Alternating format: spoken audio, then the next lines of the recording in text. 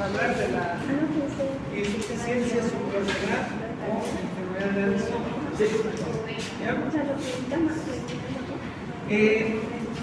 La enfermedad la presenta 5 de cada 10.000 de la población general abierta, lo que tiene afectación hipotálamo hipoficiaria, ya sea por causa de hipotálamo o hipófisis, va a ser 3 sobre 10.000 personas. Y mientras que la afectación netamente de la misma glándula suprarrenal va a ser 2 sobre 10.000. O sea, más frecuente sería hipotálamo hipoficiaria, ¿no? En lo que corresponde en la insuficiencia suprarrenal primaria, en la misma glándula suprarrenal, que es 2 de cada 10.000, de estas últimas, la mitad son autoinmunitarias y la otra mitad de causas genéticas. En nuestro medio, aparte principalmente en nuestro medio, colocamos son autoinmunitarias y otra causa es tipo infeccioso, lo más común que tenemos, que enfermedad lo más común en Bolivia, tuberculosis. Tenemos tuberculosis suprarrenal que va a llevar también a insuficiencia suprarrenal, ¿ya? De causa infecciosa. De esta autoinmunitaria, mucho más común la insuficiencia suprarrenal que se llama supresión del eje hipotálamo hipoficiaria, que mencionamos, que es más frecuente pero de esta segunda, autoinmunitarias y genéticas se van a vivir. De lo que corresponde a este hipotálamo hipoficiario 3 sobre 10, su más frecuente llegaría a ser también consecuencia del tratamiento de los corticoides. O sea, corticoides utilizaron y de golpe lo han quitado. Entonces, eso va a llevar a una insuficiencia suprarrenal aguda. ¿Entiendes? No es por lo que el corticoide la provoca, sino cuando paciente utilizado como corticoides al ver que ha presentado un síndrome de ¿qué? De Cushing. Entonces, en vez de quitar progresivamente, lo han quitado de golpe. ¿A qué va a llevar? A una insuficiencia suprarrenal de tipo de eje hipotálamo hipoficiario. De golpe va a llevar el proceso. La insuficiencia suprarrenal primaria, que hablamos de causas genéticas autoinmunitarias. Las que son autoinmunitarias aisladas, 30-40%, y autoinmunitarias asociadas con otras enfermedades autoinmunitarias, en este caso hablaríamos de los síndromes poliglandular autoinmunitario, tipo 1, tipo 2, ¿no? Los tipo 1 asociados a enfermedad autoinmunitaria con candidiasis distrófica ectodérmica y los tipo síndrome poliglandular autoinmunitaria tipo 2 asociada a alopecia y hipoparathyroidismo primario, diabetes tipo 1, excepto con otras enfermedades autoinmunitarias se asocian.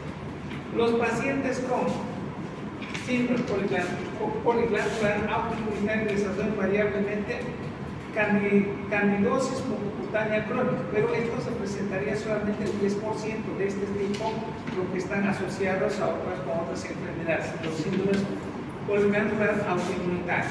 Mientras otro, el resto se presentaría de este tipo de asociación, lo que es tipo 2.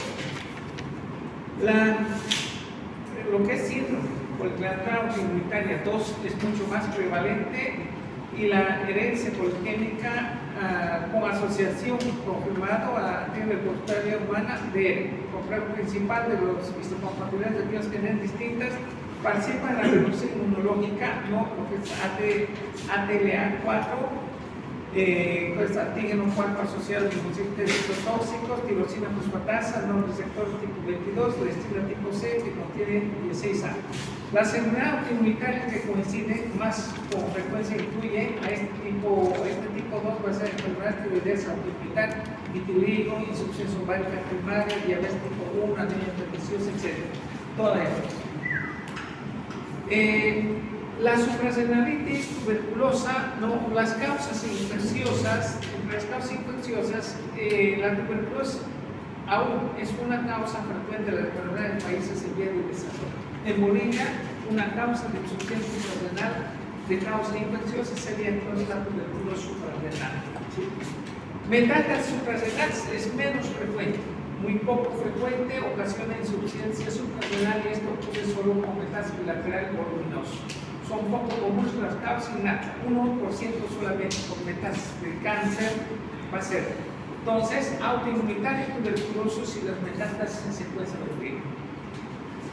Tenemos entonces síndrome policancelar autoinmunitaria 2, asociada a hipotiroidismo y hipertiroidismo, insuficiencia ovárica, vitiligo, diabetes tipo 1, anemia perniciosa, ¿no? Supervenida autoinmunitaria aislada, SAL, antireproductora humana, DLM3, hiperplasia suprarrenal congénitas, deficiencia familiar glucocorticoides, ¿no?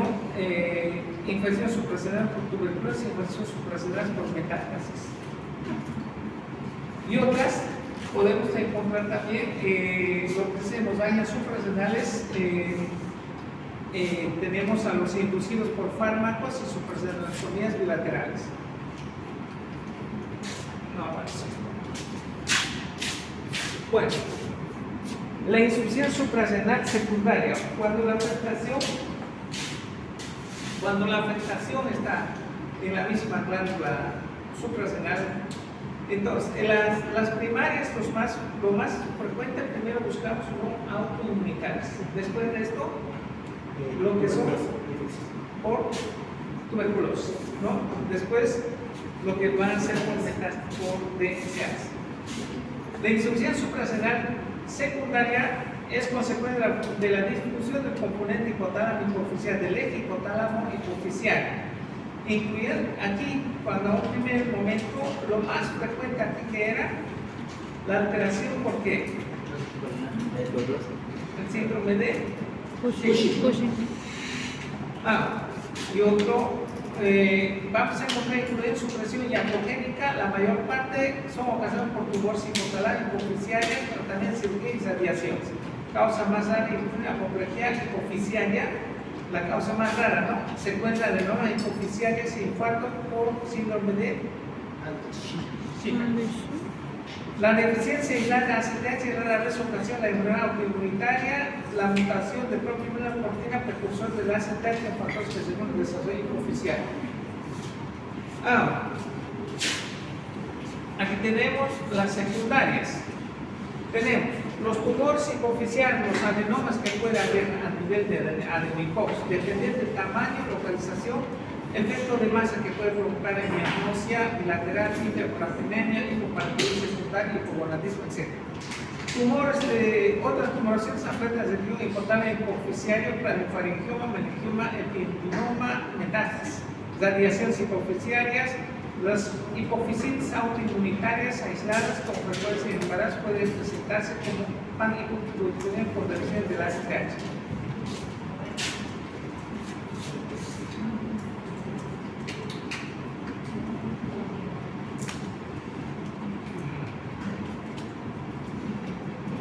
Bueno, las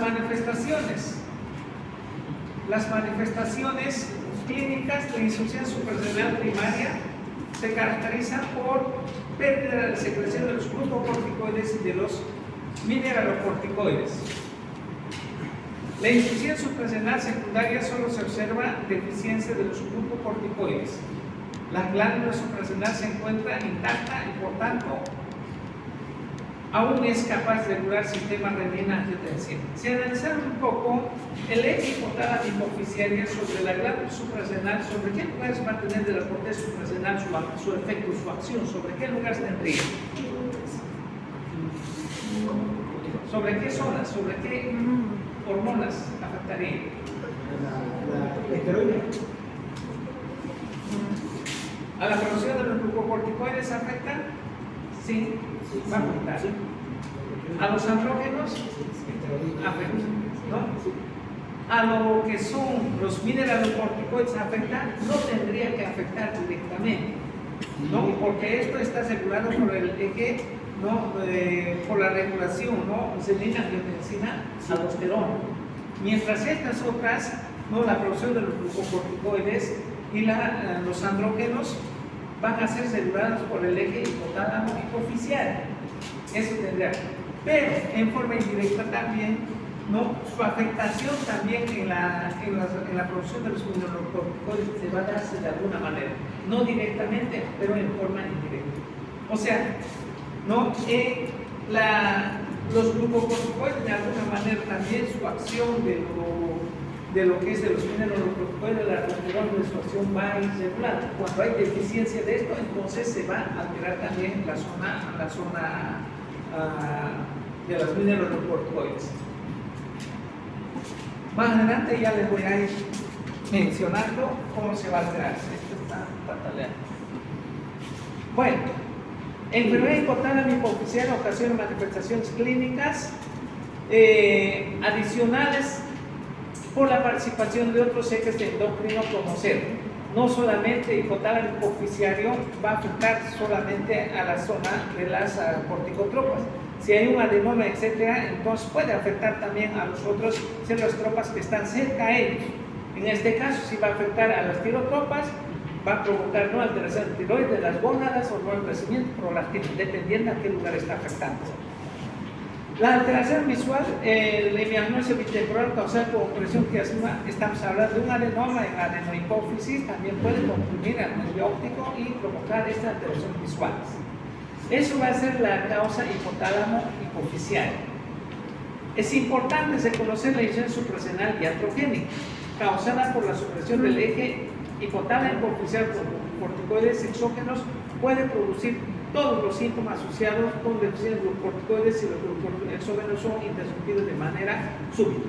Entonces, esta puede aparecer frecuente la supresión de los glucocorticoides. ¿Por qué ese miedo de los corticoides? ¿Cómo deben retirar de un paciente que está recibiendo? En forma gradual, progresiva, como avioncito tiene que ir bajando, ¿no? Si diste 60 miligramos, bajarás en 3 días a 40, a 20, a 10, a 5, 2.5 y así vas retirándolo de a poco. Pero si se tira de golpe, ¿a qué va a llevar? A una insuficiencia suprarrenal iatrogénica. A una insuficiencia suprarrenal aguda, vamos a decir. Bueno, las manifestaciones, hay manifestaciones específicas, tenemos fatiga, falta de energía, ¿no? Con frecuencia retrasa y malinterpreta el diagnóstico porque se puede confundir con anorexia, con depresiones. Una característica distintiva de insuficiencia suprarrenal primaria es la hiperpigmentación. Hiperpigmentación es más pronunciada en áreas cutáneas expuestas a la fricción. El mismo hecho de que cuando bajan las hormonas, los corticoides, la retroalimentación, ¿qué va a hacer? Al CTR del hipotálamo, que aumente, ¿no? Y a las células corticotropas, ¿qué va a hacer? Que aumente también, ¿no?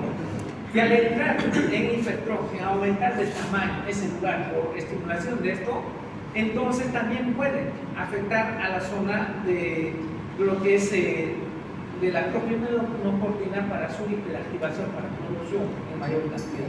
Entonces, puede llevar, otro ejemplo, podemos poner un adenoma que está en la hipófisis, también esa zona de propia melanocortina también puede afectar. Entonces, de una o de otra manera, ya sea por baja corticoides, la retroalimentación, etcétera, o el adenoma en la misma adenohipófisis que está, entonces puede llevar a la activación de la propia melanocortina, estimulación de producción de melanocitos, entonces aparece, ¿no?, hiperpigmentación en la zona de fricciones, ¿no? Entonces, una de enfermedad de eso, uno de los triadas va a ser esto, la hiperpigmentación, uno de los componentes de la triada que va a tener. Hiperpigmentación.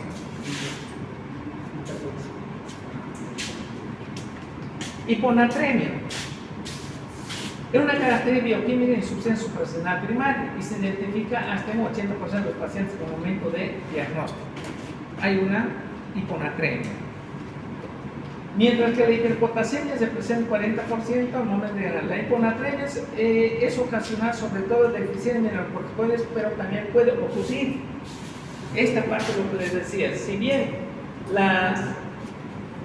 los mineralocorticoides están regulados por el eje renina, angiotensina, aldosterona, ¿Qué tiene que ver con insuficiencia suprarrenal? Si la insuficiencia suprarrenal está por el eje hipotálamo, por el ACTH, que está regulando ACTH, la producción de los glucocorticoides y de los andrógenos se está regulando, y no así a los mineralocorticoides. Pero aquí está hablando de una hiponatremia. ¿Qué pasa con la hiponatremia? Es asociada sobre todo a deficiencia de mineralocorticoides, pero también puede ocurrir ¿en quién? Puede ocurrir en insuficiencia suprarrenal secundaria por disminución de la inhibición del hormona antidiurética por el cortisol. Entonces, como estamos hablando de disminución de cortisol e insuficiencia suprarrenal, entonces esa regulación de inhibición del hormona antidiurética no va a haber. Esto, entonces, lo que va a llevar es a lo que es ¿a qué? A hiponatremia. Va a llevar entonces a la hiponatremia y va a haber hiperpotasemia.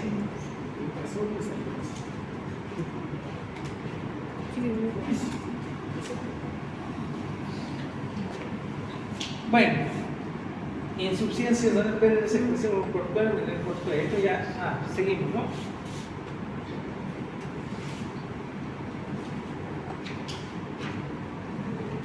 Bueno, ahí está. La deficiencia de glucocorticoides también ocasiona un ligero aumento de la concentración del TSH, que se normaliza en días o semanas después del inicio de sustitución de glucocorticoides. Hiponatremia, hiperpigmentación. Esa tendrá. La insuficiencia suprarrenal aguda generalmente presente después de un periodo prolongado de manifestaciones específicas y se observa más frecuente en pacientes de insuficiencia suprarrenal primero, pérdida de secreción glucocorticoide y mineralocorticoide. Hipotensión ortostática. Entonces, en la triada va a entrar la hipotensión, la hiperpigmentación y la hiponatremia. Esas tres de la insuficiencia suprarrenal, enfermedades son. ¿Ya? Hiponatremia, hipotensión y la hiperpigmentación. Bueno, otras características: dolor abdominal agudo, náuseas, vómitos, fiebre, ¿no? Enfermedades neurológicas, estupor, vómito. Falta de energía, pérdida de peso, anorexia, mialgia, fiebre, descenso ligeramente aumentado, hipoglicemia, hipotensión, hiponatremia, ¿no? En la tríada aumentamos a la hipotensión, hiponatremia, a lo que es la hiperpigmentación.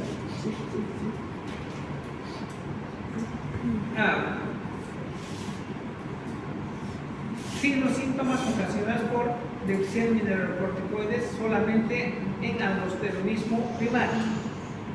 En aldosteronismo primario, dolor abdominal, mareos, hipotensión, deseo de consumir sal, hipotensión arterial, aumento de creatinina, hiponatremia, hiperpotasemia.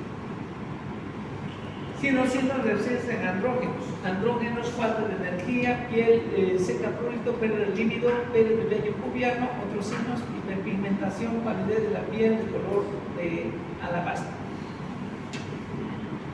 El diagnóstico en insuficiencia suprarrenal es determinar, ¿no?, el cortisol.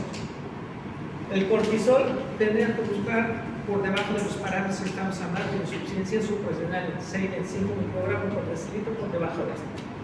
El punto de referencia insulina define por lo general como concentración de cortisol disminuida de los parámetros. Después de la prueba, después de una estimulación de ACTH, tendría que subir, pero si no sube y se está baja, estamos frente a esto: insuficiencia suprarrenal. Otra prueba, en estas circunstancias, la prueba de tolerancia a insulina es una opción alternativa, pero es muy invasiva. Además, en un paciente diabético tendría que ser con cuidado a no llevar a hipoglicemia extrema, ya que desde ya la enfermedad de base mismo esto lleva a hiperglicemia o hipoglicemia, la insuficiencia suprarrenal. ¿A cuál lleva? A hipoglicemia. La medida al hacer cortisol en suelo tiene utilidad diagnóstico limitada por el ciclo circadiano que tiene, ¿no? Hay momentos que tienen niveles bajos, otros momentos que están más elevados. La prueba para establecer diagnóstico suprarrenal no debe retrasar el tratamiento. Si hay una sospecha de insuficiencia suprarrenal, Entonces, una vez tomada la muestra para el cortisol basal, entonces se debe iniciar ya nomás los corticoides, utilizar los corticoides. Una vez que se han confirmado la insuficiencia suprarrenal con cortisol que están bajos, entonces el segundo paso sería cuantificar el ACTH en plasma. Cuantificamos el ACTH en plasma, ¿con qué finalidad? Para ver si es primaria o secundaria. El ACTH, ¿cuánto estaría aumentado? En primaria, ¿cómo estaría el ACTH? ¿Aumentado o disminuido?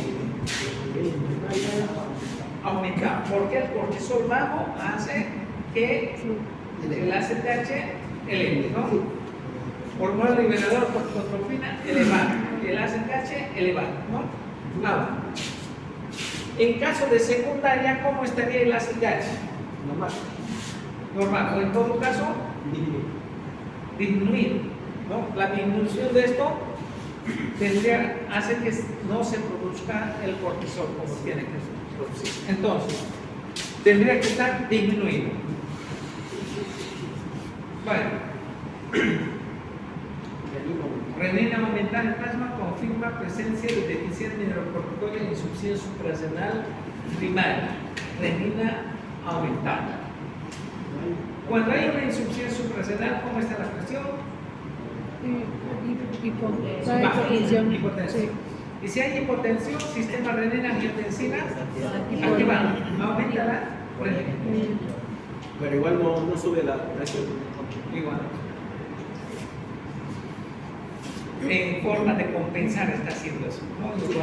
Este es el algoritmo, ¿no? Sospecha de insuficiencia suprarrenal, pérdida de peso, fatiga, hipotensión postural, hiperpigmentación, hiponatremia, hipotensión, acceso, ¿no? Hipotensión, hiperpigmentación, hiponatremia.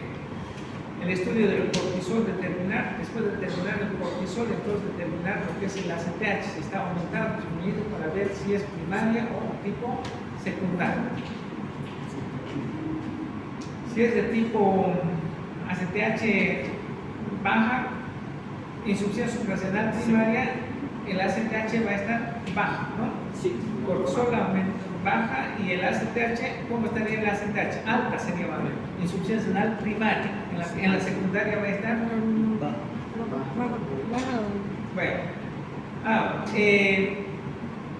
Después de determinar si es primaria, determinar de qué causa va a ser, si es autoinmunitaria o no es autoinmunitaria, ¿no?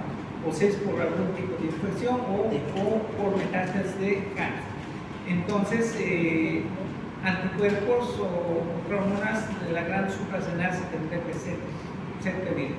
El tratamiento de insuficiencia suprarrenal aguda, la insuficiencia suprarrenal aguda requiere inicio inmediato de hidratación por la hipotensión que tiene, sustitución de los glucocorticoides inmediatamente después de tomar, ante la sospecha después de tomar el cortisol basal, ¿no? Se debe iniciar mediante inyección en bolo de 100 miligramos de cortisol seguido de administración de 100 a 200 miligramos de cortisol en 24 horas, ya sea en goteo continuo o en inyecciones intramusculares venosas. Sustitución de mineralocorticoide debe iniciar con la dosis diaria de glucocortisona, sean de menor a 50 miligramos.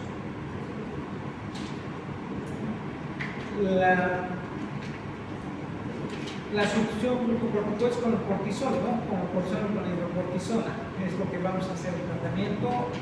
O puede utilizar también otros corticoides como dexametasona o lo que es la dexametasona, pero con los glucocorticoides endovenosa comenzar. Entre lo que es la sustitución de los mineralocorticoides, si bien no hay directamente para los mineralocorticoides, corticoides que se puede utilizar es la fluorocortisona. Esto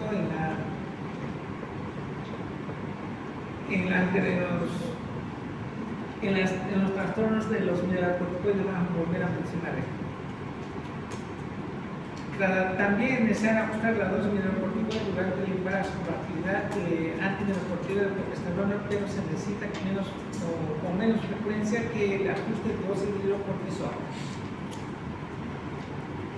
La sustitución andrógeno suprarrenal es una opción en pacientes con falta de energía, a pesar de sustitución óptima de glucocorticoides y mineralocorticoides. También puede estar indicada en mujeres con características de deficiencia de andrógenos, incluyendo delirio. Sustitución de andrógenos suprarrenales, debe lograr entrar 25 a 50 miligramos de epialdosterona. Bueno. Otro tema que vamos a tocar a esto va a ser los... ¿Cuándo tomar? Ajá. ¿Cuándo tomar? ¿Va a terminar? ¿Cuántas? Ajá. 4 temas. Y No, ya con ya están con sueño. Miren los corticoides, cortitas son.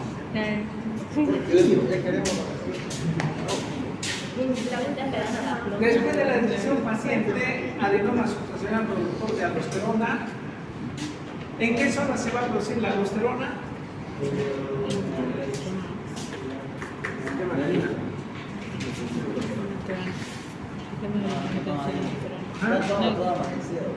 Todos están en sueño con examen. Me van a decir en qué zona vive, ¿ya? no, amanecemos cada Bueno, En la corteza. En la corteza. el tumor que va a aparecer en la glándula suprarrenal que provoca el hiperaldosteronismo, cuando es un adenoma unilateral, conocemos como el síndrome de Con. síndrome de Cohn. Síndrome de Con. Síndrome de Cohn, sin embargo, en estudios que valoran de manera sistemática de todos los pacientes con hipertensión se identifica una prevalencia mucho mayor en un intervalo de 5 a 10. También puede haber en los adenomas en forma bilateral, que es mucho más frecuente que el unilateral, ¿no? Cuando es unilateral es síndrome Cohn. Cuando hay microadenomas nodulares bilaterales, ¿no? Eso va a ser mucho más frecuente que esto. La prevalencia es mucho mayor cuando los pacientes son preseleccionados con fase de presente hipertensión con hipopotasemia. La causa más común de ser mineralocorticoides es el hiperaldosteronismo primario. La hiperplasia micronodular bilateral es más común que los adenomas suprarrenales unilaterales. Generalmente micronodular, pero además puede contener nódulos más grandes.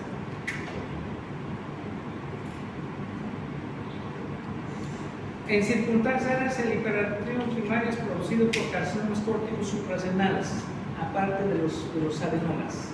Se debe sospechar carcinoma en pacientes jóvenes y en aquellos con tumores grandes como adenomas benignos productores de aldosterona, que generalmente mide 1 centímetro menor a 1 centímetro de diámetro.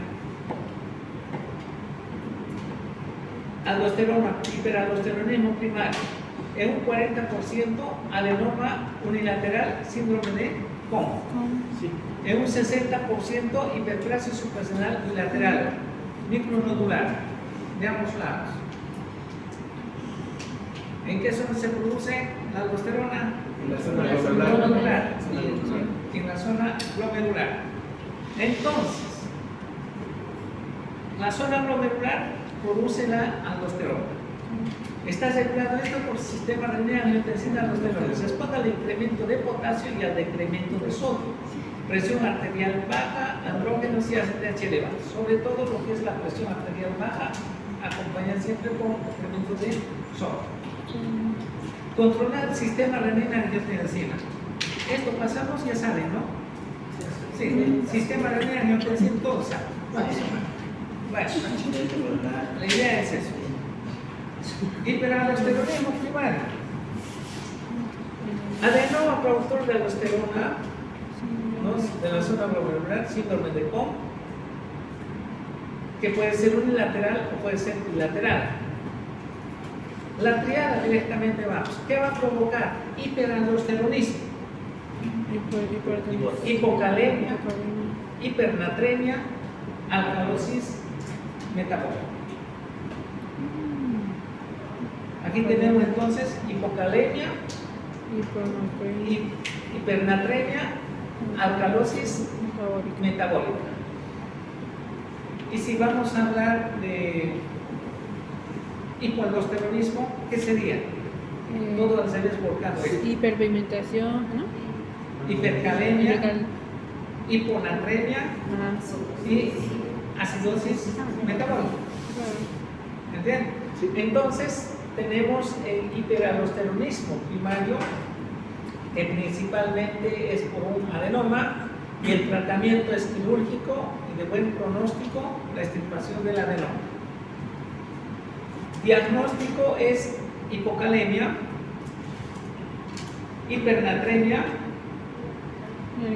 y alcalosis metabólica. Se mide actividad retina plasmática, que es menor de un nanogramo ml. Determinación de la aldosterona, se produce la localización de patologías suprarrenales. Si hay hiperaldosteronismo primario, también puede haber hiperaldosteronismo secundario. Se debe a enfermedades extrasuprarrenales, en este caso síndrome nefrótico, cirrosis, insuficiencia cardíaca o cualquier otra enfermedad donde lleva a una hipotensión. Eso va a llevar a la hiperactivación de ¿quién? Del sistema renina-angiotensina-aldosterona. Y ese sistema renina-angiotensina a la glándula suprarrenal, a la zona glomerular, va a hipertrofiar, hiperactivar para mayor producción de aldosterona. Entonces ese sería de tipo secundario.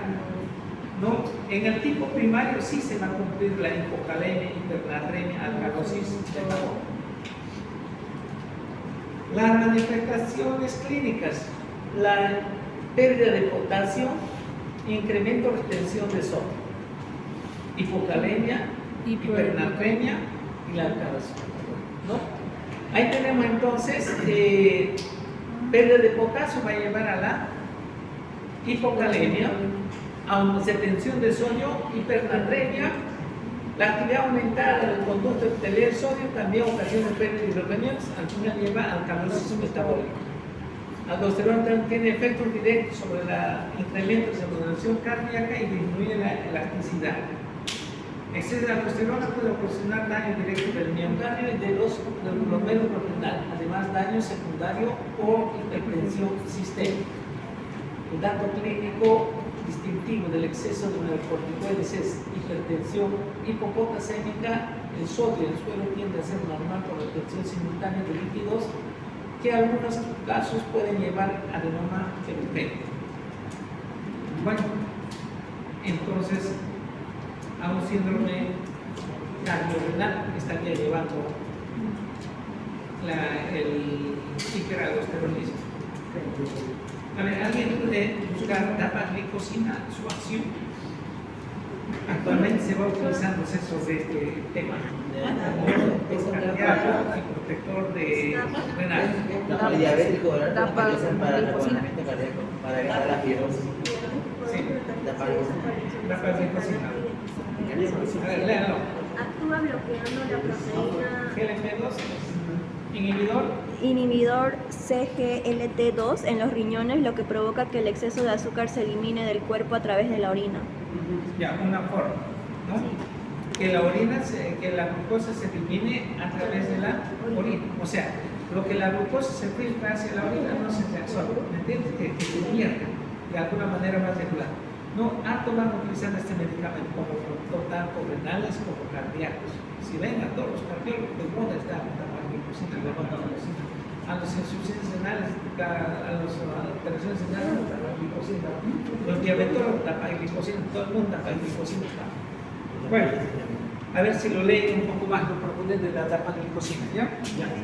Bueno, la hipopotasemia grave puede estar asociada a debilidad muscular, miopatía, otras manifestaciones y aún parálisis hipopotasémica. La alcalosis grave contribuye a la escalada muscular y extramuscular puede ocasionar detalle. A la fecha no se pueden realizar estudios iniciales para valorar un posible exceso de mineralocorticoides en todo paciente con hipertensión. Puede reservarse para aquellos que pretenden hipertensión asociada a resistencia a fármacos, hipopotasemia. Hay hipotensión, hay hipertensión en este paciente. ¿Cómo está el potasio? Disminuye, bajo, ¿Cómo está el sodio? aumentado. Alto. Y si está sodio alto, ¿qué pasa con el agua? Trae agua. ¿Y la presión? Hipertensión aumentó. Entonces, hipertensión se mide en estos, ¿no? A veces cuando hay pacientes con hipertensión, también se tiene que estudiar esta parte. Y alguna vez se encuentra el síndrome de Pompe. En sala de mi servicio hace un mes atrás, un síndrome de Pompe, de libro, con adenoma suprarrenal. Bueno, sospecha clínica del exceso de mineralocorticoides, paciente con hipertensión. Hipertensión grave, pero tiene una hipopotasemia y tiene hipernatremia, ¿no? Bueno, positivo, negativo, cuantificar la sonda del sistema de renina-angiotensina. Si es positivo, confirmar el diagnóstico, la prueba de migración, solución salina, dos tipos, solución salina isotónica, carga de sodio o de oral de sodio, supresión con hidrocortisona. Bueno, este es el algoritmo del hiperaldosteronismo.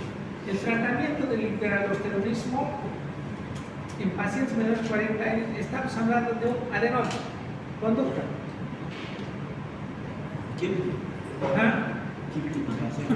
Extirpación de la norma, listo. Cirugía, es la primera opción, ¿no? Cirugía. Supracerebrotomía laparoscópica en el acceso, es el acceso preferido, cirugía directamente. ¿Sí? Pero, en caso de no poder hacer todavía la cirugía, etcétera, en el hiperaldosteronismo primario, entonces tratamiento medicamentoso debe recibir tratamiento médico también es considerar antes de la cirugía para evitar hipoaldosteronismo operatorio que consiste en administración de espironolactona, amilorida, ¿no? Eplerenona. Este medicamento entonces se puede utilizar. Espironolactona. Antagonistas de los receptores de los mineralocorticoides, fármaco pueden ser 2.5, 50 miligramos 2 veces al día, y titularse hasta 400 miligramos al día para controlar la presión sanguínea y normalizar el potasio. Espironolactona, ¿como que utilizan? Como antihipertensivo, cuando utilizan medicamentos o diuréticos o de asa, glucosamina, o cualquier otro diurético cuando están utilizando como abusador de qué? Abusador de potasio, ¿no ven? Daremos diurético abusador de potasio, espironolactona, ¿no? Entonces, este paciente con hiperaldosteronismo, ¿cómo está el potasio? Está bajo. ¿Cómo está el sodio? Está alto, ¿no? Y hay hipertensión. Entonces, el tratamiento medicamentoso sería cualquier de amilorida, espironolactona. Sí, amilorida, ya sea eplerenona. Eplerenona, también, ¿ya? Nuevo, antagonistas selectivos del sector mineralocorticoide, etc. Bueno, cualquiera de estos se puede utilizar.